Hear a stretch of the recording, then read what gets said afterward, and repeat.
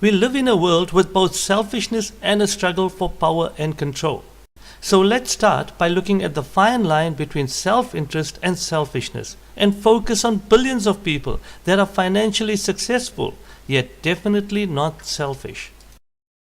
Yes, it's our modern employees. Employees are always benefiting others. If the employer does not benefit, they lose their jobs. And if the community does not benefit, they stop buying those goods and services. So while employees pursue self-interest and are motivated to earn more, they have to benefit others and therefore cannot be selfish. The logic with employment is clear. Now, profits drive and motivate us, but they also promote selfishness. In a perfect market, competition ensures that profits are minimal, so selfishness is minimized. We do not have perfect markets. Many have found ways to maximize profits.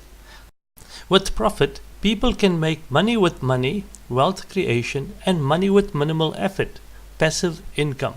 Both allow us to pursue self-interest without benefiting others. Selfishness.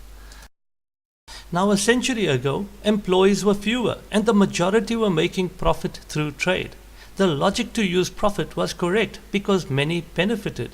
Today, through mergers and acquisitions and concentrations of wealth, large profits are being made by a select few.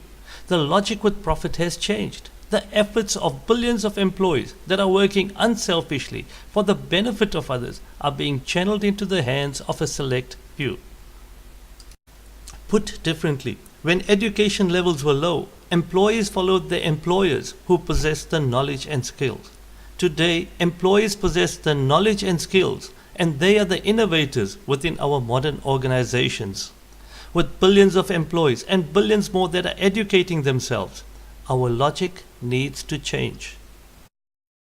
Now I know what you're thinking, that employment has its own problems. So let's look at the logic in our workplace.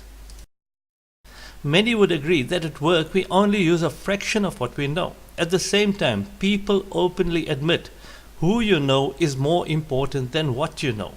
In a world with rising education levels, our current logic puts intelligence in second place. Today, we have large and growing communities of skilled people in all fields, with many that are skilled in multiple fields. In addition, technology keeps us up to date with politics, health, fashion, arts and culture, almost everything. Why do we apply such broad knowledge through a single job when technology allows us to participate in multiple groups and multiple communities at the same time? A person could be part of a specialist science group, a health group, arts or sports group, and many varied groups all at the same time. And in each group, the level at which you participate is determined by your knowledge and skills and passion to make a difference. When our knowledge and skills are applied in such a modern, diverse, and dynamic manner, two very important things happen. Firstly, these groups allow us to openly participate in any job and collectively share any workload, including the reduced workload that technology provides. Sharing a reduced workload frees up valuable time for all to enjoy. Not only do we have more time for family, health, and leisure, but also more time for further education and more time to participate in even more groups and communities. So even with free time, education is encouraged and our intelligence is not wasted. Secondly, through our active participation in these groups and communities, we can directly influence the decisions that are made. The old logic of electing others to represent us and giving them power and control is outdated. Now, while different groups will form when debating issues, the changing nature of these groups will automatically prevent any group or person from having power or control.